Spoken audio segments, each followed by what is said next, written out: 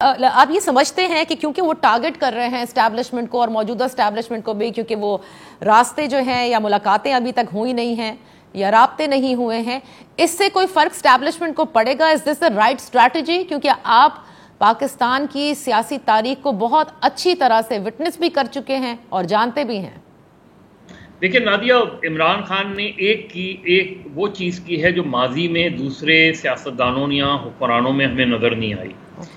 ایک تو وہ اقتدار سے بے دخلی کے بعد وہ ملک چھوڑ کے نہیں گئے، وہ ملک میں رہے، ملک میں ہی وہ جو ہے انہوں نے وہ لڑائی لڑی ہے۔ آپ اس لڑائی سے ایگری کریں، ڈس ایگری کریں، ان کی سیاست سے ایگری کریں، نہیں کریں، لیکن دو چیزیں کی ہیں۔ ایک تو وہ ان کی پریزنس، مسلسل پریزنس، پچھلے 11 مہینے میں ان کی جو ہے پاکستان میں پریزنس، جو کہ ماضی میں جتنے بھی لوگ آپ اٹھا کے دیکھ لیں، سیریز آف آپ لیڈرز اٹھا کے دیکھ لیں کہ جب وہ اقتدار سے بے دخل ہوتے تھے تو وہ ملک سے باہر چلے جاتے تھے، سیلف ایگزائل میں چلے جاتے تھے، کچھ لوگ ڈیل کر کے چلے جاتے تھے، یہ ہم نے دیکھا ہے۔